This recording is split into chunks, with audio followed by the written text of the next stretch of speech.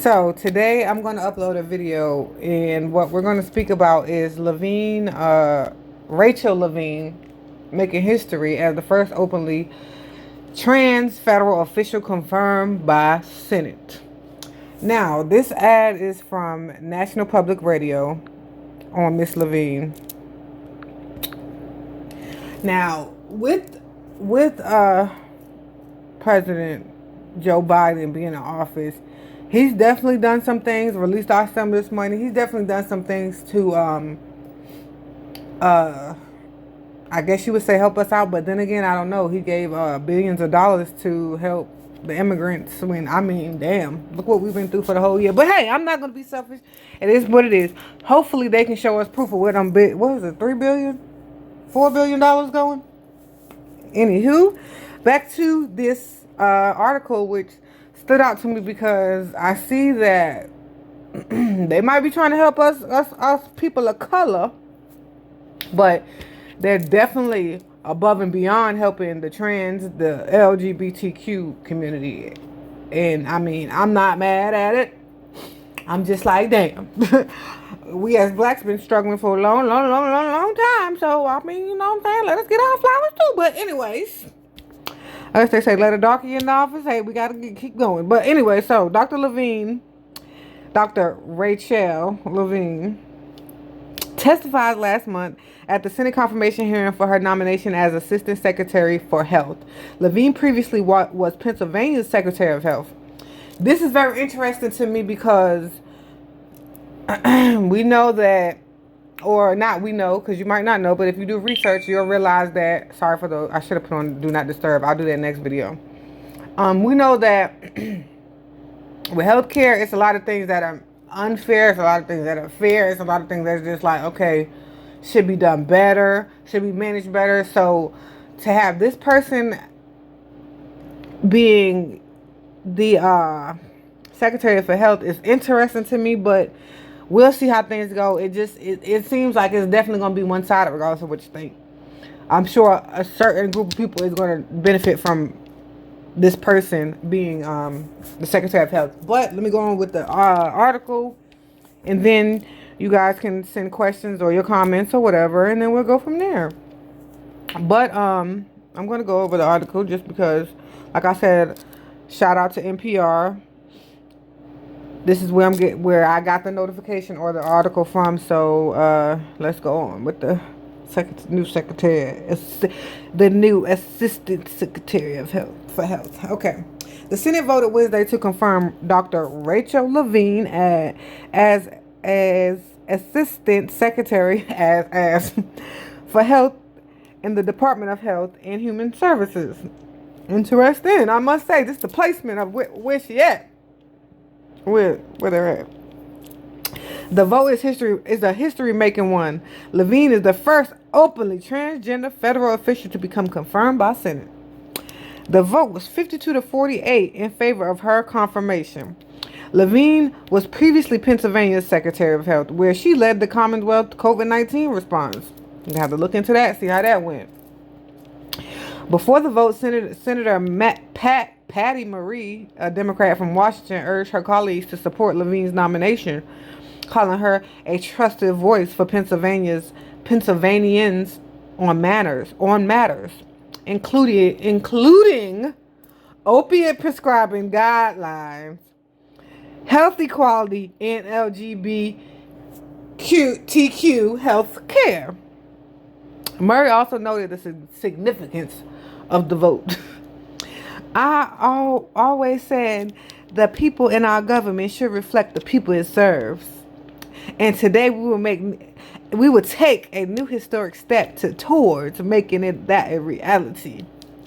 I am proud to vote for Dr. Levine and incredibly proud of the progress this confirmation will represent for our country and for transgender people all across it who are watching today, she said.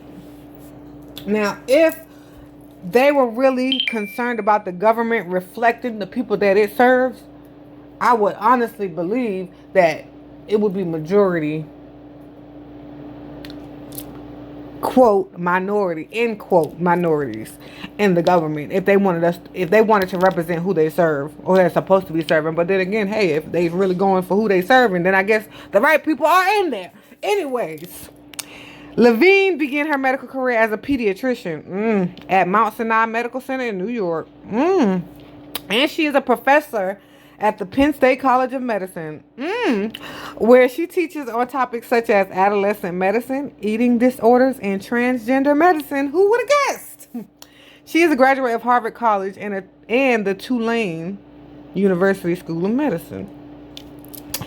In a statement in January about the nomination, President Biden said Levine will bring the steady leadership and essential expertise we need to get people through this pandemic, no matter their zip code, race, religion, sexual orientation, gender identity, or disability, and meet the public health needs of our country in this critical moment and beyond. First of all, I don't agree with that statement on the parts of, okay, she can get people through the pandemic no matter of sexual orientation or gender identity, or I would say even just the gender identity part, and possibly the disability part.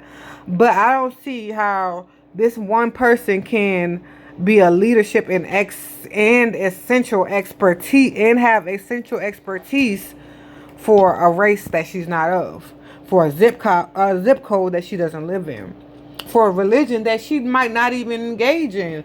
And we all know how certain people feel in certain situations about certain religions because of how certain religions feel about certain people in certain situations. But anyways, okay. Last month's confirmation hearing for Levine included combated questions by Senator Rand Paul, a Republican, in which the lawmaker demanded to know how Levine believes minors are capable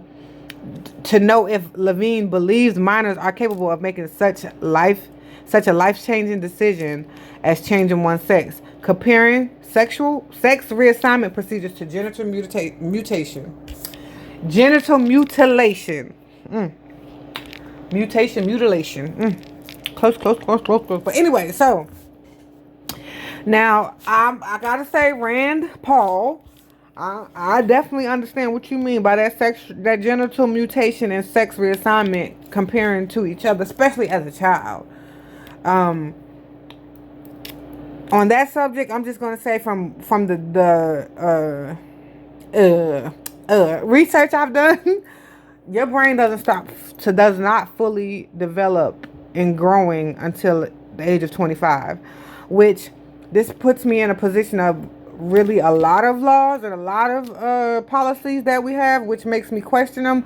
But definitely, I agree with Rand Paul on this part about letting the child choose. Okay, well, I want to be a boy today, or I want to be a girl today because I'm whatever. I don't know. I'm not that person.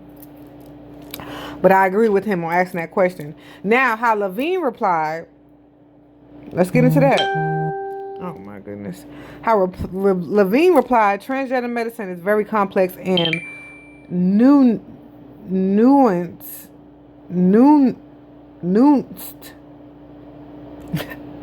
Y'all, I've never seen this word before. I feel bad for not being able to say it. Transgender medicine is a very complex and nuanced field with robust research and standards of care that have been developed. And if I am fortunate enough to be confirmed as the Assistant Secretary of Health, I will look forward to working with you in your office and coming to your office and discussing the particulars of the standards of care for transgender medicine. Baby, he didn't ask you to come to his office. See, that's that. Now, shit get out of hand. On top of that, girl, wait. Answer the question now. Do you think a child is able to decide if they want to do sex reassignment? That question wasn't answered in what NPR relayed in this article of NPR. I may have to take my ass on over there and look at the sworn in or the confirmation just to see if she really answered the question. But to me, she didn't answer the question. In her role as Pennsylvania's health secretary, Levine faced relentless comments and slurs about her gender identity, Government Tom Wolf said in a statement last summer. Tom Wolf. Levine was previously the state physician general, a post for which she was anonymously confirmed. With very few expectations, my being transgender is not an issue. Levine told the Washington Post in 2016, she said that it's her work in which she wants to be known. I'm very confident in who I am, she said. Okay, so with that being said, congratulations to Dr. Levine. But I just hope that Dr. Levine actually focuses on what is mostly economically important.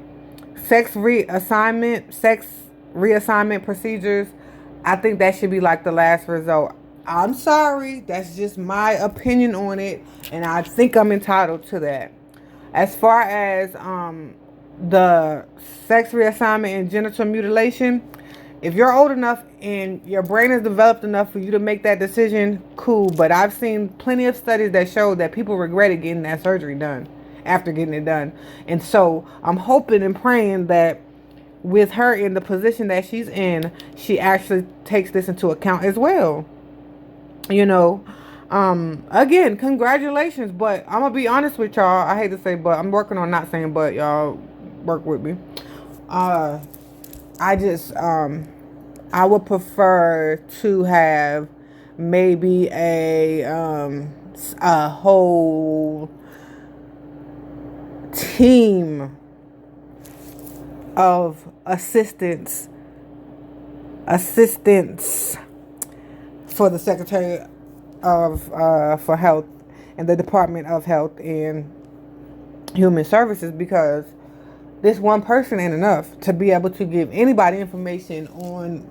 This person ain't enough to give anybody information on multiple races, multiple zip codes, being that she's mostly been on the East Coast. From what I've shown, what I've read in this article book could be missing some information. I don't know, but I'm just saying it's a little bit funny that to me certain and once I get my people that understand where I'm coming from, then I can talk more openly about it. But it just seems like certain people are really the ones that the government is really making moves for and actually, really making moves for.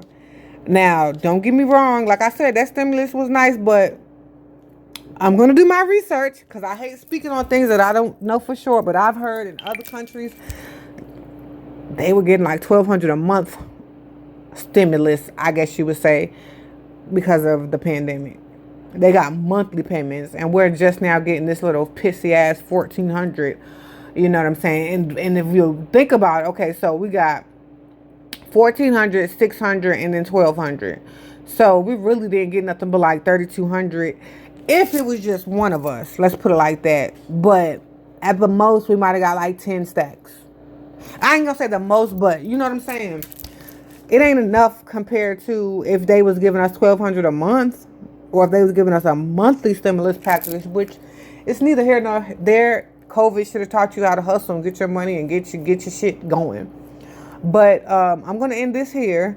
Leave your questions and comments in the section. I will try to respond to all of them, or I'll just do another video depending on what y'all want to do. This is Tony Christina on YouTube, Tony Christina or Tony X Tina on every other platform that I'm on. I'm on Facebook, I'm on Telegram, I'm on Instagram, I'm on Twitter. I gotta get the moving on the Twitter though. I ain't been up there in a minute. After they, I ain't gonna talk about it, but they shutting shit down slowly but surely. So I had to go where I felt like I could go to speak truthfully.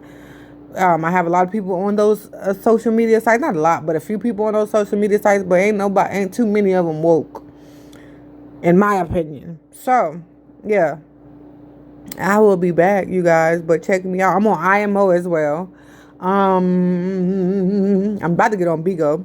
But yes, let me know what you think in the comments about this big uproar that's being made with these minute steps, these minute achievements that are being made. Transgenders, this is the transgender. This the time of the transgenders, boy. They surpassed. I swear. I need the same support from my people that's always being held down. But you know what? Next video, I'm gonna talk about the reparations in Illinois, baby. I'm so happy about that. I wonder how hard is it gonna be able to get that money. And let me tell y'all, there's some folks out here that's mad about that shit. But again, like I said, you can check my banner for several of my social medias. But like I said, Tony X Tina or Tony Christina on all platforms. If I'm not up there yet, you will definitely find me up there. Y'all have a good night, and I pray that y'all be blessed. Please don't take my opinions to heart. It's just me being a black female or a brown female or a other female consider black. Some steps that I think are being, some of the achievements that are being done by the government just don't sit too well with me. And what can we do but speak on it? See you next time.